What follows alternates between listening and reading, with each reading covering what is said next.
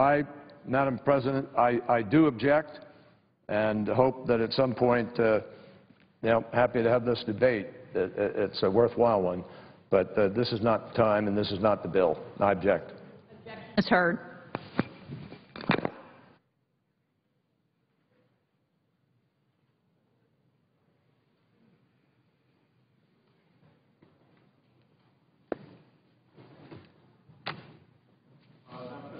The absence of a quorum. Clerk will call the roll. Mr. Akaka.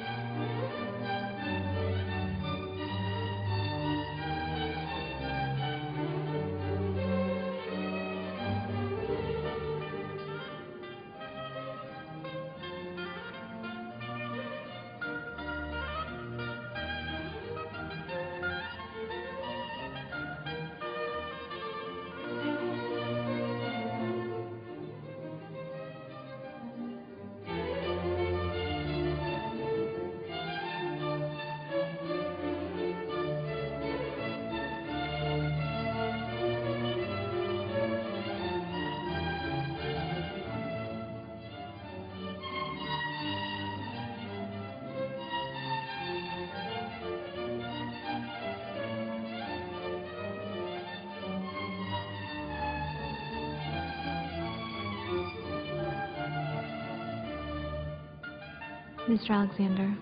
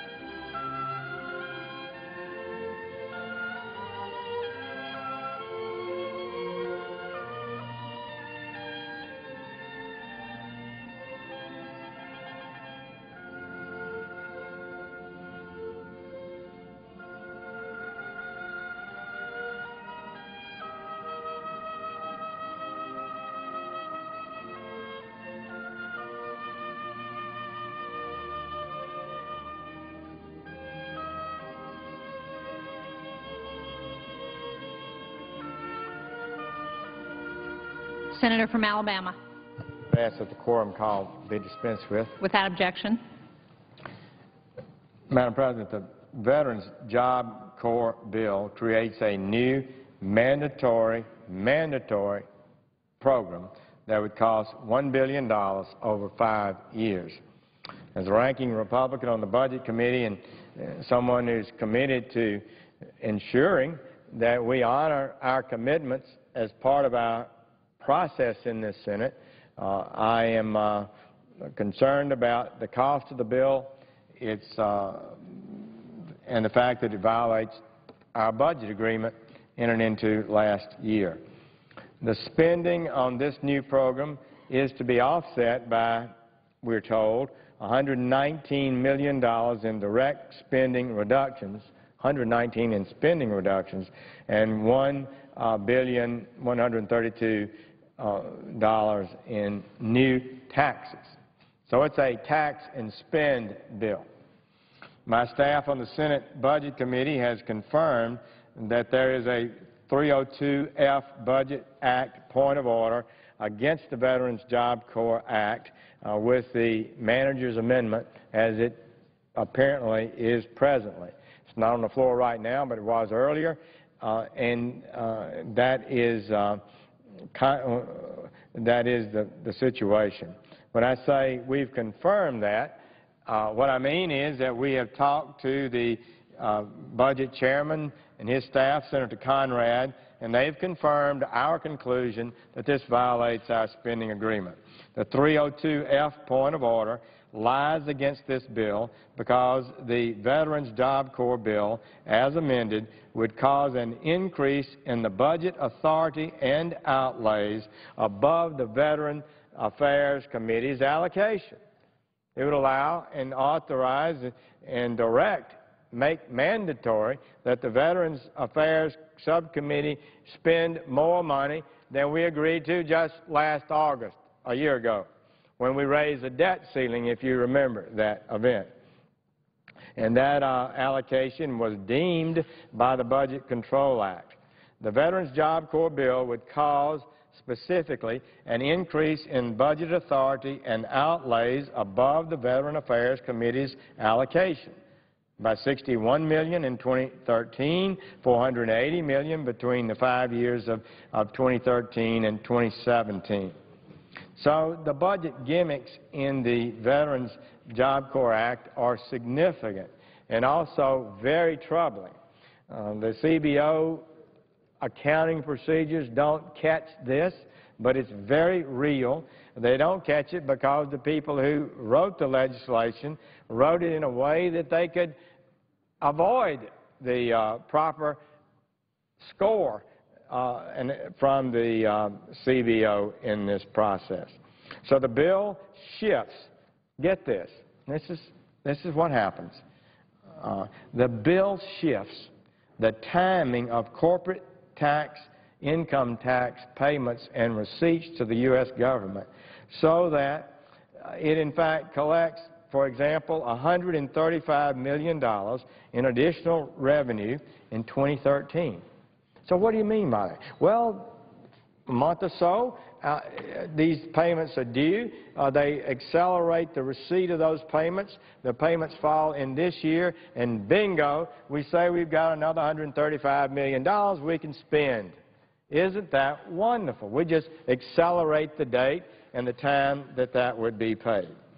However, this is a smoke and mirrors scheme because the timing shift in payments will lead to exactly $135 million less in the next year, isn't it? In other words, if you were planning on collecting $135 million next year and you collect it this year, the people who owed the money next year don't owe it anymore. They've already paid it. So there's a hole the next year. I've offered under the Honest Budget Act, along with Senator Olympia Snowe and other colleagues, legislation that would end this pernicious gimmick. It's worse than a gimmick.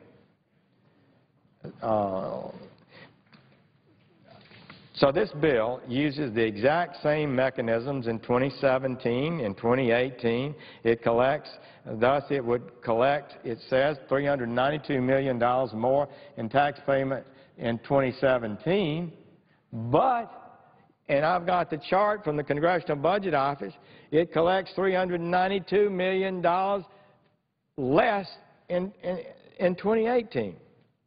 You follow me? So you just accelerate the money. You spend the money, you get it this year, but you don't get it the next year. So over a period of time, this is a gimmick. It creates no new real money, but creates the appearance of having real money. And it's this appearance of money that's being spent, not real money. And this is how this country is going broke. It's just one of the examples.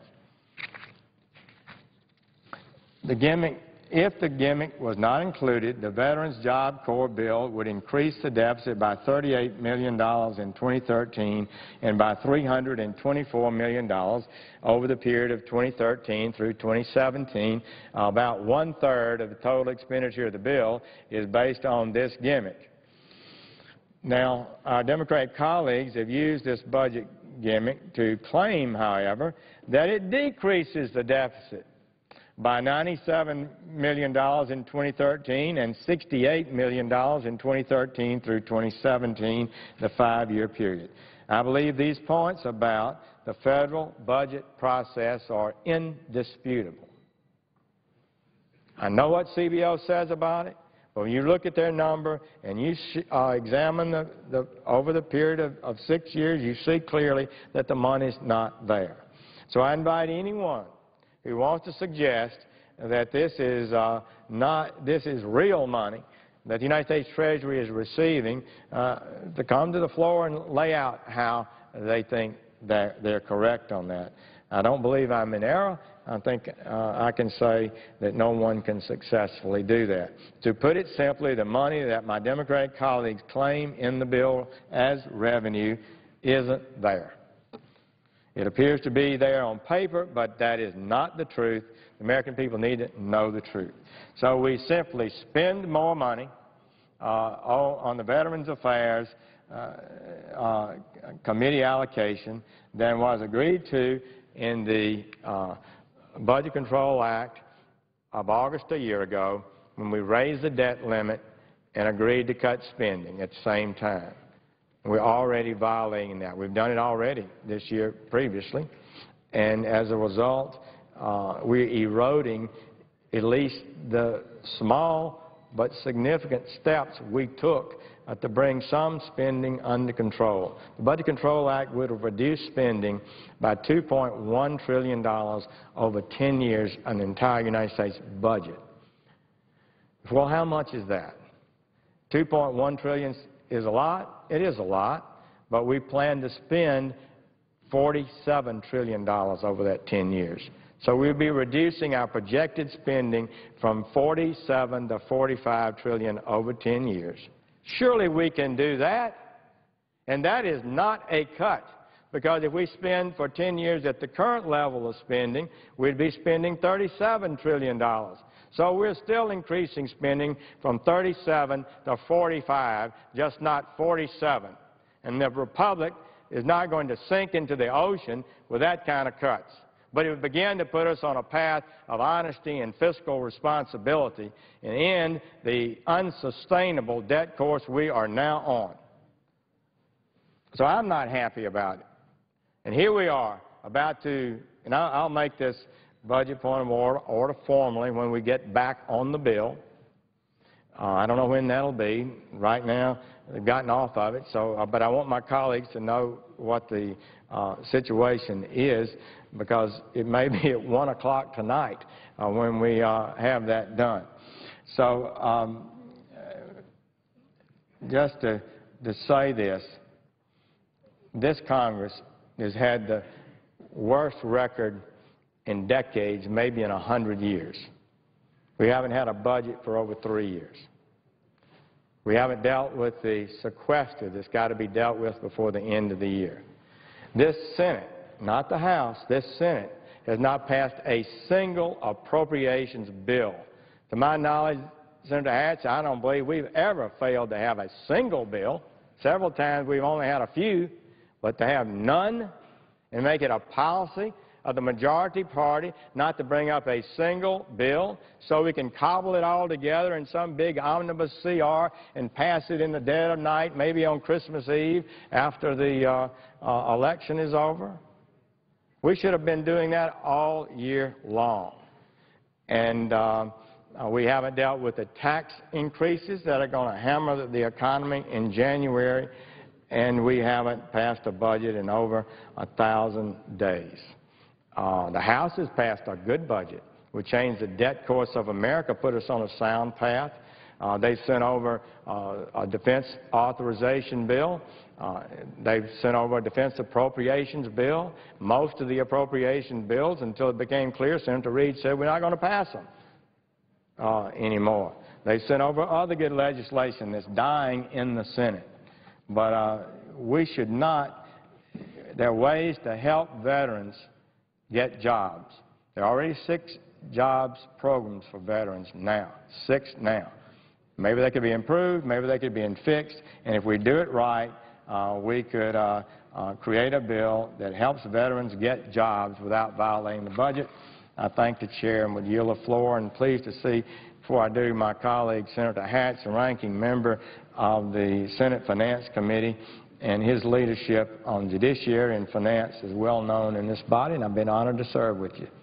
Thank you, Madam Chair. I'll yield the floor. Madam President, The senator from Utah. I want to thank my colleague. He makes a lot of very important points here today, and I hope everybody in this body has paid attention. Madam President, back in June, I came to the floor to discuss the many items of unfinished business that Congress must take up before the end of the year. Among those items are a number of tax-related issues that simply cannot be put off without inflicting more damage on our economy and on our American taxpayers.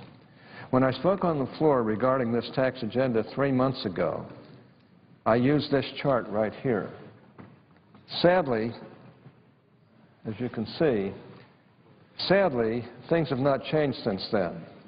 We still need to resolve the death tax. As you can see, death tax relief is the third one down, will expire at the end of 2012. We need to act in order to prevent a hike in the death tax in 2013. Unfortunately, rather than work to prevent an increase in the death tax, a number of my colleagues voted earlier this summer to expand it significantly.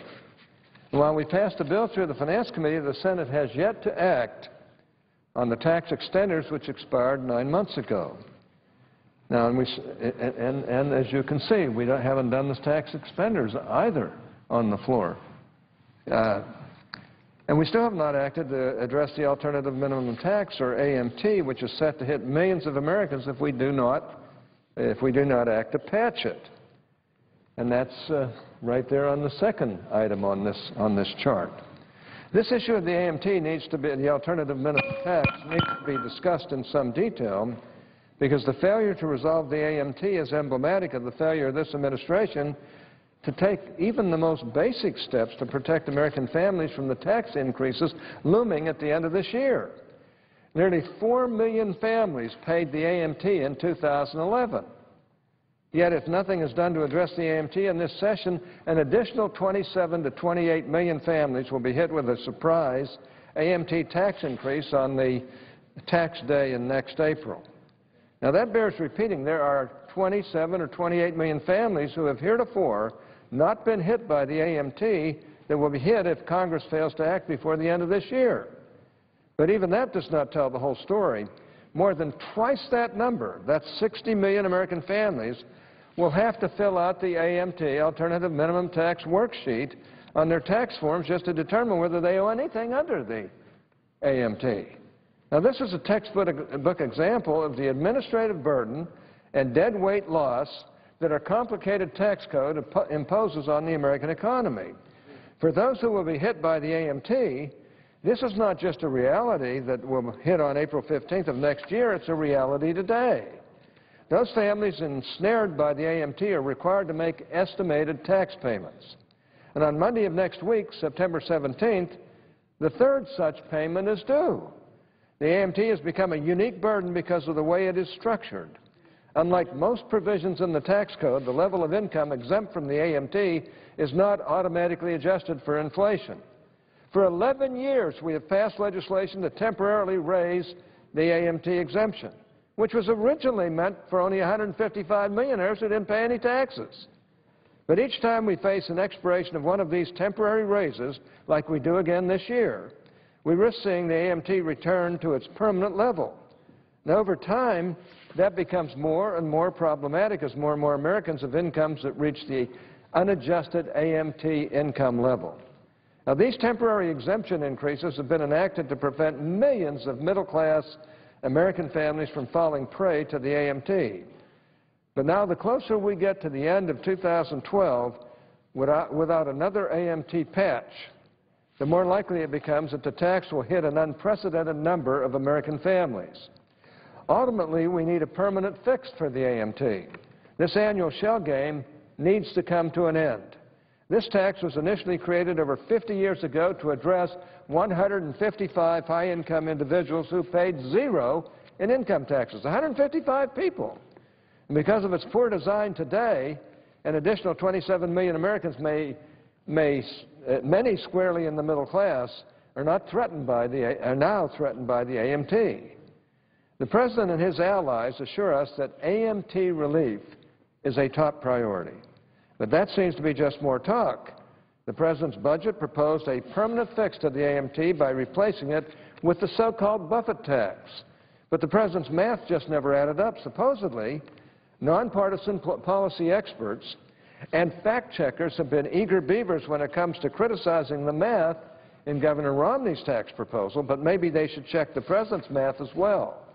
If we do not eliminate the AMT, it will hit millions and millions of American taxpayers, unjustly so. The President claims a permanent fix is a priority of his. In his fiscal year 2013 budget, he proposed to offset it with the Buffett tax. People treat the President's fiscal year 2013 budget as though it never happened. In some sense, I understand that. It received not a single vote in the United States Senate, even with his own party controlling the chamber. But that said, it is the President's budget. He wrote it. He presented it. He owns it. And how does it add up? Consider the math on this permanent AMT fix. Again, he proposes to replace the AMT, ostensibly helping middle-class taxpayers, with the Buffett tax, ostensibly hurting the evil rich. That sounds great, until you look at the numbers. How much revenue loss would there be from a permanent AMT fix? $864 billion, to be exact. And how much would the Buffett tax yield? $50 billion. A little less, actually. So the Buffett tax misses the target by over 94%. The President would need to increase his Buffett tax by over 1,600% to fill in the gap. There are not enough Pinocchios in all of Disney World to describe the phoniness that is the President's AMT proposal. Ultimately, the AMT needs to go in its entirety. It will probably go as part of comprehensive tax reform.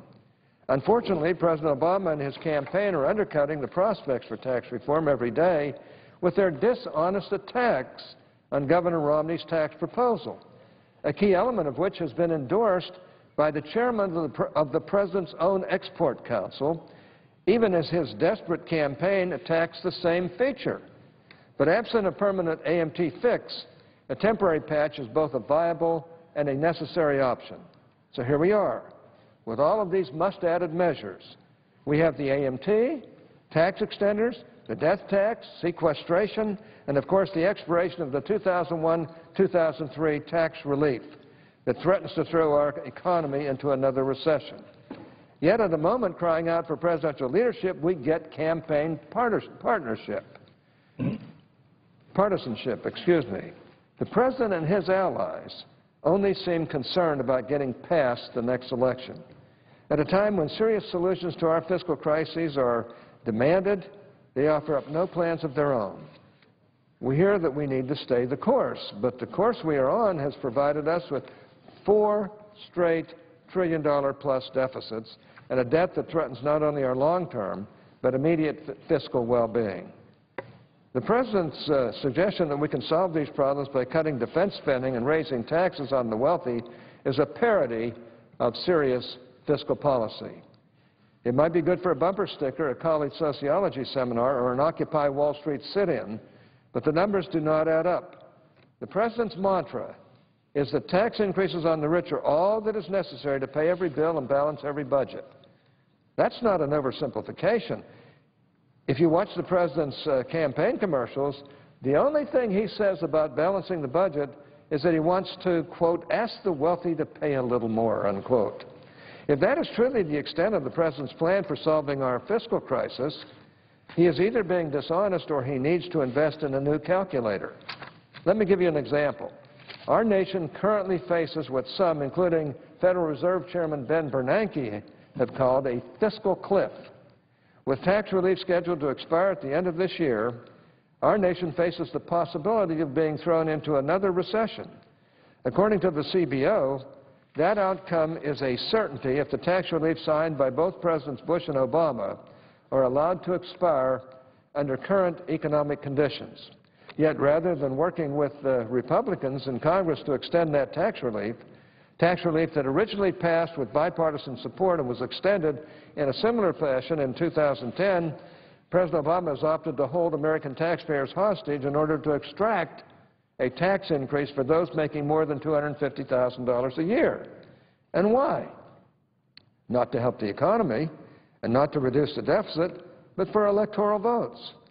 The President and his supporters claim that these tax increases are necessary if we are to get our fiscal house in order.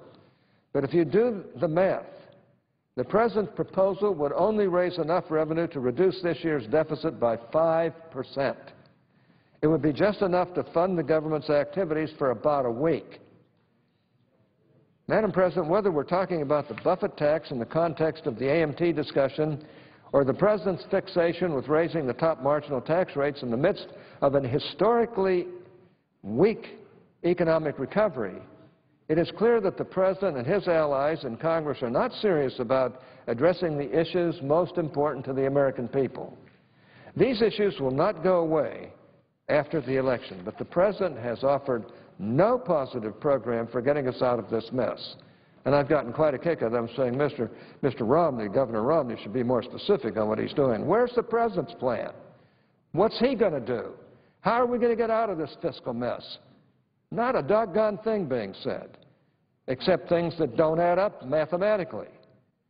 To borrow a very important phrase by a person on the Democratic Party during their convention.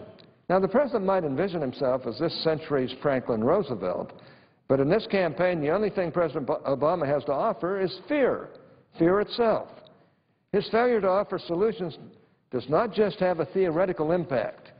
This failure of leadership hits real people in a real way. Don't just ask those making their quarterly tax payments on Monday. Ask any small business owner whether they're worried about their taxes going up next year. Ask any American who is having trouble making ends meet if they are concerned that Congress has neglected to address so many issues that will dramatically impact their financial well-being. When the Senate recesses next week until after Election Day, I wonder what my colleagues in the majority will tell their constituents when they're asked why Congress has not acted on these items. This checklist right here that we were talking about before, all of those are important. We've got to do those. My guess is that they'll say it is that it all had to wait until after the election. That's all they can say, because if they were to come clean, they would have to admit that they did not want to pass any of these things. They were more interested in campaigning on our tax problems than on fixing them. Madam President, if we go until the end of the year without addressing these pressing issues, the wound to our nation's economic and fiscal well-being will be entirely self-inflicted. These are matters that could have and should have been addressed months ago, and we need to address all those issues. That we have arrived at this point, three-quarters of the way through the year, without fixing these problems should be an embarrassment to the President and those in Congress who are supportive of his agenda. Mr. President, I yield the floor. Madam President. The Senator from Arizona. Madam President, I have a parliamentary inquiry. What is the parliamentary situation as it exists? The Senate is on the motion to proceed to S 3521. Is the pending legislation open for amendment? It is not. The Senate is on the motion to proceed. So the Senate is, how long has the Senate been on the motion to proceed? The Senate went to the motion this morning. I thank the, Madam President, I thank you. I was just glancing through the often read calendar of business here that we chop down a lot of trees to provide in every senator's desk on a daily basis. And is the calendar of business for Thursday, September 13th. On page 58 is the order number 419 is S3254 by Mr. Levin, a bill to authorize appropriations for fiscal year 2013 for military activities of the Department of Defense, for military construction, for defense activities of the Department of Energy, to prescribe military personnel strengths for such fiscal year, and for other purposes. This was reported and placed on the calendar on June 4th, 2012. So for nearly 4 months, we've had the defense authorization bill pending on the legislative calendar. Meanwhile, we've been taken up with other important items, such as the one we are considering now, one that praises, as we all do, and efforts for our veterans to obtain jobs. And we already have 6 veterans job training program, but what the heck? Let's have another one. Meanwhile, the men and women who are serving in the military, who will be veterans, are not having authorized the equipment, the training, the programs, the health care, family support systems for military families, for example, strengthening training, oversight and prevention of military sexual assault, ensures that reductions in military personnel are matched with comparable savings in civilian personnel and contractors over the next 5 years without sacrificing mission-critical capabilities. It authorizes $135 billion for military personnel, for the men and women who are serving today, including the costs of pay, allowances, bonuses, and a 1.7% much-deserved across-the-board pay raise for all members of the Uniformed Armed Services. It also includes nearly $1 billion in unemployment benefits for members who leave military service and cannot find civilian jobs. It authorizes all our major weapon systems and every piece of equipment, large or small, that the Department of Defense needs and the men and women need who are still fighting in a war. And we found out in the last day or so that we still live in an extremely dangerous world.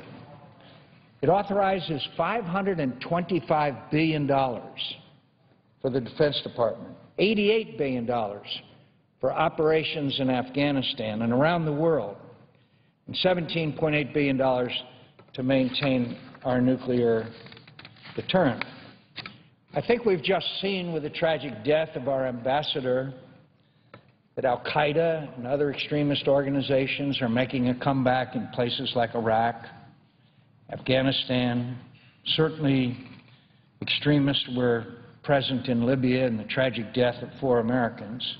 This legislation enhances the capabilities of our military and partners to counter and ultimately defeat al-Qaeda and its regional affiliates who remain intent on attacking the United States and our interests. If there was an issue that all of us are concerned about, cyber warfare, those attacks that we know are coming sooner or later. This legislation improves the ability of our armed forces to counter non-traditional threats, focusing on terrorism, cyber warfare, and the proliferation of weapons of mass destruction. I could go on and on about the importance of this legislation, which has been before this body for 4 months. And what has the Democratic leader of this United States Senate done? We're about to go out of session next week without addressing the most important responsibility of this Senate and their elected representatives, which is our nation's defense. In the meantime, we take up bills. The majority leader, quote, fills up the tree. A lot of people don't know what that means. It means that we can't have an amendment. And then we vote, and we drop that particular piece of legislation. And then the next week we'll take up a piece of legislation that somehow will enhance the majority leader's ability to maintain his position as majority leader. Certainly not believing that that legislation will actually be passed by the United States Senate. Every year for 51 years, the United States Senate has passed the defense authorization bill. It has gone to conference and signed by the President of the United States. The majority leader of the United States Senate and the members on the other side of this body have been derelict in their duties, and we are about, for the first time in 50 years, not authorize what the men and women who are putting their lives on the line for us every single day need very badly. You know, sometimes my colleagues wonder why the American people hold us in such low esteem. If we can't enact legislation that has us carry out our most important duties as representatives of the people, including the men and women in the military, then I'm surprised that so many Americans still approve of the way that Congress operates. So what have we watched here on the floor of the United States Senate for the last 4 months since this bill was put on the calendar and could have been taken up, debated, and passed by the United States Senate, as we have every year for 50 years? But the majority leader of the United States Senate has refused to bring this bill before the body for debate, discussion, amendment, and passage. Our most solemn responsibility. All I can say is shame. Shame. Shame that we have not fulfilled the responsibilities to the men and women who are sacrificing their very lives on our behalf. A failure of colossal proportions. So all I can say is that I believe that the American people are aware. And I believe that the American people deserve a lot better than what they're getting from this body. I yield the floor.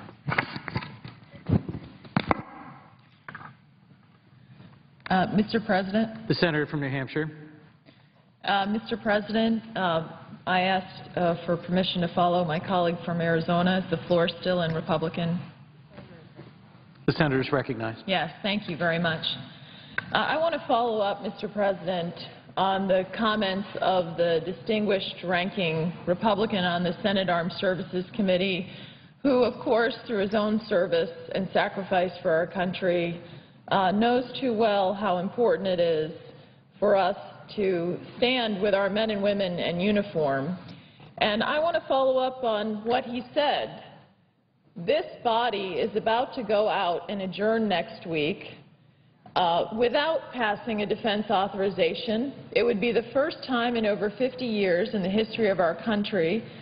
And there's really no plan that we've heard from the majority leader as to when we will take up this incredibly important legislation for our country, which, as Senator McCain has already outlined, addresses issues like pay for our soldiers and the equipment that they need and benefits that they deserve and they've earned, and all of the important issues that impact the protection of our country and making sure that we stand in faith with our men and women in uniform. But I have to say that, unfortunately, this is part of a pattern of where we are right now in the United States Senate. It's very disappointing. I got elected in 2010, and as I know that the President did as well, and I came here because I saw that our country was in trouble. We had now, at the time I ran, we had $13 trillion in debt. Now we're $16 trillion in debt. I had the privilege of serving on the Senate Armed Services Committee, and it really is a privilege. I'm the wife of an Iraq War veteran, very proud of our men and women in uniform, and I take that responsibility very seriously. But here we stand, about to adjourn, without taking up the defense authorization, so important to our men and women in uniform. Here we stand, about to adjourn, with our military facing what's called sequestration, which is across-the-board cuts, which our own military leaders have said will hollow out our force, will undermine our national security for generations. These are the words of our own Secretary of Defense. Will break faith with our men and women in uniform, and if we don't take action before January 1st, this happens to our military, on top of the fact that we haven't taken up a defense authorization. But not only that, it's been 3 years since the Senate has taken up a budget for our country, which is one of the reasons we find ourselves in this situation with the hatchet coming to our military in January. And on top of that, the Majority Leader has not brought forth one appropriations bill that would go with if done in the right way, with the appropriate budgeting and responsible budgeting process for this nation. And let's identify some of the appropriations bills. None of them have come to the floor, but two important ones I can think of for our men and women in uniform: the military appropriations, so our defense appropriations, and also the appropriations for our veterans. And yet none of that has come to the floor. And here we are about to adjourn next week, not doing the people's business. The reason why people sent us here, if we can't have a budget and we can't take care of the foremost responsibility to the American people, which is to keep them safe, through preventing draconian defense cuts that are going to undermine and break faith with our military, and by the way, also will cost us 1 million jobs coming in January, along with, I didn't even mention, our tax rates are expiring, yet we're all leaving town. I think it is irresponsible. I would call on the Majority Leader to bring up the defense authorization now. Why can't we do a budget for this country? Without a budget, how are we ever going to address the fiscal issues that are burning and have led us to $16 trillion in debt? So I stand here today to talk about why we should bring the defense authorization to the floor. I certainly don't want to be part of a Senate that the first time in 50 years has not passed that defense authorization for our men and women in uniform. And here's what's important as well. In the Senate Armed Services Committee, we passed the defense authorization out of committee unanimously at a time when I understand the American people are looking at us saying, there's too much partisanship, we see you fighting too much. This is a bill that passed with unanimous support from Republicans and Democrats from that committee. So in terms of a bill we can bring to the floor that is incredibly important to our country, incredibly important to our men and women in uniform, and a bipartisan bill, I can't think of a better thing to do for our men and women in uniform rather than continuing to have what we've seen from the Majority Leader, which is sort of political show vote after political show vote. Rather than doing the real work that the American people have sent us here to do, the defense authorization should be on the top of our list. Preventing our military from receiving these devastating cuts that are going to diminish our national security at a very troubling time in the world, and also averting this fiscal crisis that's coming in January. I think we should stay to do that, and I think the American people would expect nothing less of us. So, Mr. President, I thank you for being in the seat, and I know that you ran in 2010 as well, and I'm sure you heard that when you ran for office. And we need to do better by the American people. And I know this: we owe it to our brave men and women in uniform to pass the defense authorization, to bring it to the floor, to debate it robustly, and then make sure it goes forward. Because the House of Representatives passed their defense authorization on May 18th. We should do our jobs here as well and take it up right away. And I hope that the Majority Leader will do that. Thank you, Mr. President. I yield the floor. President, Senator from Alabama. I thank Senator Ayotte. She's a great member of the Budget Committee and a very active and aggressive and member of the Armed Services Committee. And as she noted, she's the wife of an Iraq veteran and cares about these issues and contributes greatly. And I know, she and some of our other new members have been flabbergasted, really, to see how little has been accomplished since the 2 years they've been here. And it's really, from my experience, Senator Ayotte, this is the worst performance in the 16 years I've ever seen in the United States Senate. It may be the worst performance in 100 years. You mentioned the House has passed the Defense Authorization Bill. The House has passed the Defense Appropriations Bill. They passed the Authorization Bill in May, and in June they passed the Appropriations Bill. We've had all summer, done nothing. And you are so correct. And I know we had some really intense and good debate in the Armed Services Committee over that bill, yet when it finished, we had a unanimous vote. And I thought that was special. And so why didn't the bill get brought up? I don't know. For the first time in over 50 years. I just really feel like we have missed an opportunity to do our duty. Not only have we not had a budget, not only have we not had the defense bill or the defense appropriations bill, we've had not one of the 13 appropriations bills that have been brought to the floor. Not one. I believe that's never happened, perhaps ever, before, at least in maybe a century. So it's just really the decision that was made by the Democratic leader, supported by his conference. He can't just do things that his conference don't support. So they've decided not to do this. We end up at the end of the year with this massive CR with multiple changes. They say it will be a clean continuing resolution just to fund the government for 6 months at the same level of funding. That's not exactly accurate. There are some things in it, but it's not the way to do business. Have every one of the bills cobbled together, all 13 appropriations bills cobbled together in 1 6-month, half-year appropriations. Because you see, as of September 30th, if we don't pass the appropriation bills, the government shuts down. Under the law and the Constitution, this government cannot spend a dime that Congress has not appropriated. That's the way the government works. We have to appropriate money before some bureaucrat can spend it. And and the House has done their duty, but not the Senate. We've not passed a single one. So what will happen? To avoid the entire government being shut down, the entire Defense Department being hammered, what do? We pass a continuing resolution that just continues to fund the government, they say, for now, we understand, 6 months. And that would be a substitute for doing what we should have done. What will we do 6 months from now? Have another 6-month CR, or will we actually pass appropriations bills? So I appreciate Senator Ayotte's leadership and participation, and I know I've heard her express her frustration as a new member of the Budget Committee that we haven't had a budget and didn't bring one in the Budget Committee and didn't vote on it. As ranking member, it was a deeply disappointing thing to me. That was a decision made by the Majority Leader. Senator Reid said it would be foolish to have a budget. So now we've gone about 1,300 days without a budget in this country.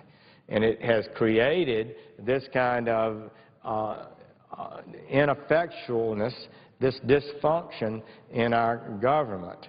And I don't think it's acceptable. I don't believe there's an excuse for it.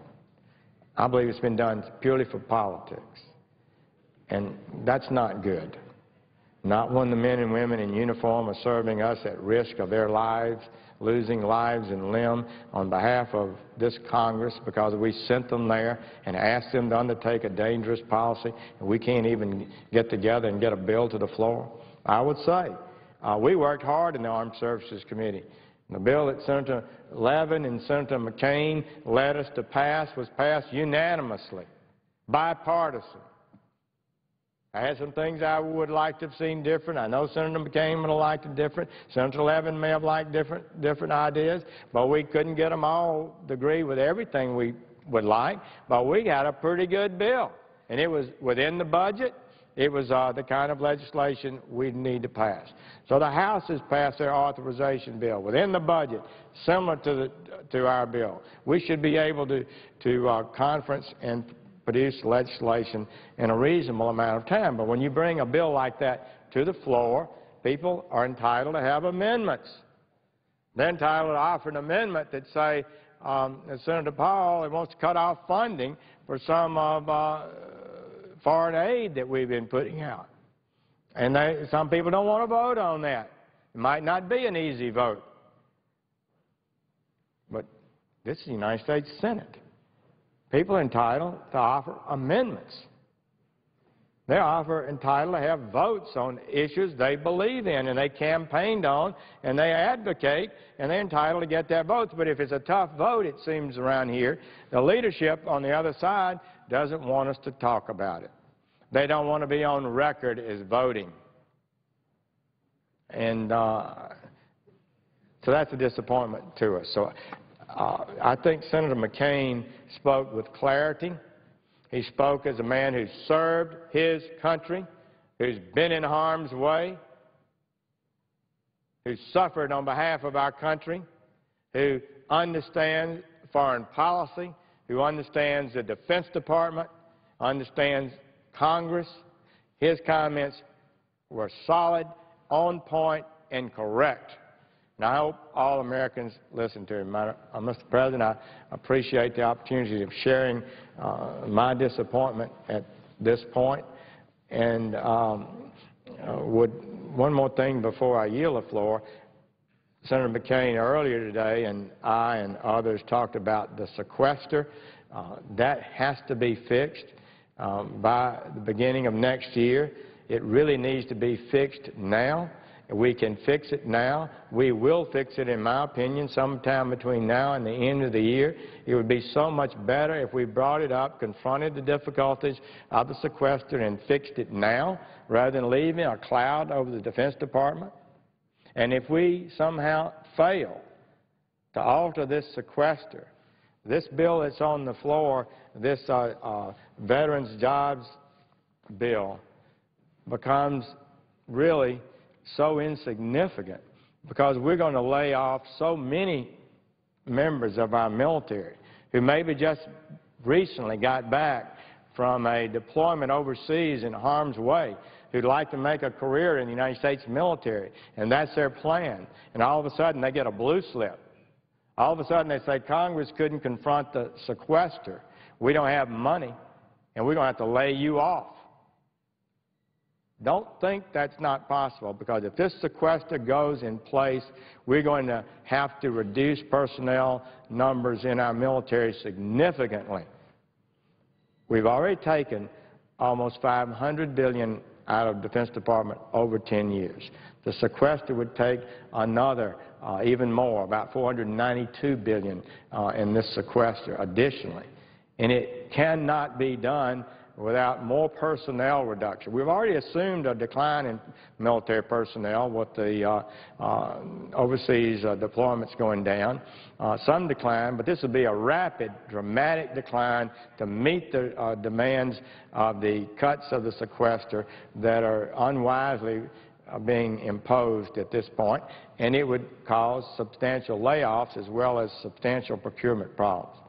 So I hope we'll think about that as we go forward And if we can't get it done before we recess, it needs to be done promptly. But it really should have been done this summer, and I feel like the leadership of the Senate should have been active in that. I think the President of the United States should have talked to his Secretary of Defense, who said that the sequester would be catastrophic, would hollow out the military. He should have talked to Secretary Panetta, and he should be over here to the Congress providing some leadership and saying, Mr. Reid, fix this sequester. We cannot allow it to happen. I'm the Chief Executive Officer of the United States government. I'm the Commander-in-Chief of the United States military. You're going to do damage to the military of the United States. It's my responsibility as President to insist that you in Congress get this thing done. I'm prepared to provide leadership and suggestions and help to get it done. Has he done that? No. He's not said one word about us advancing and put any effort into leadership that would lead us to fix this problem. I think that's a disappointing thing. Just have to say it is.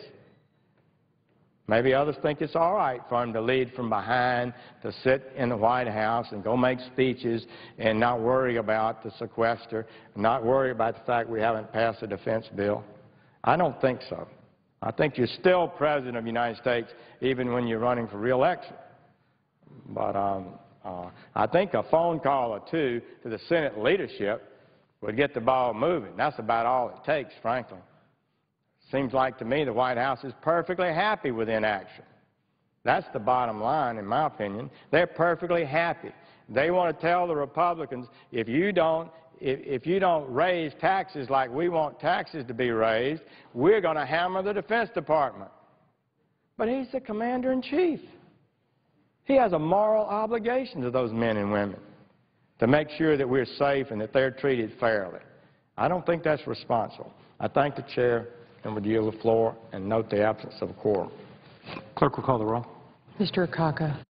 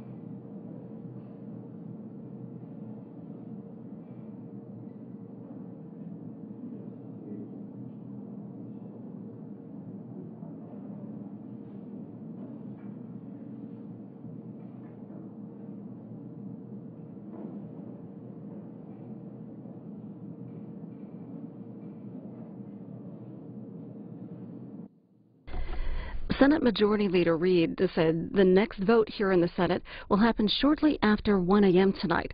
That's a vote on whether to move forward with debate on another version of the Veterans Jobs Bill that the Senate has been debating. It includes all of the provisions in a proposal offered by Richard Burr of North Carolina, the Veterans Affairs Committee's top Republican. Tomorrow, the White House is expected to release a report detailing the automatic spending cuts under the sequester. That's happening a week later than the deadline set by Congress. Congressional Quarterly writes that the release of the report comes as critics of the automatic spending cuts are trying to marshal support for efforts to stave off the cutbacks that are scheduled to begin in January, particularly the reductions that would hit defense programs. That report will include an estimate of the Office of Management and Budget of how much would be cut from each federal program, project, and activity if the scheduled $109 billion in automatic across-the-board cuts are implemented. Also wanted to let you know that the House is planning to vote this afternoon, possibly in about an hour from now, on a GOP bill that's supposed to identify non-defense cuts to replace those cuts to the Defense Department that are set to occur in January.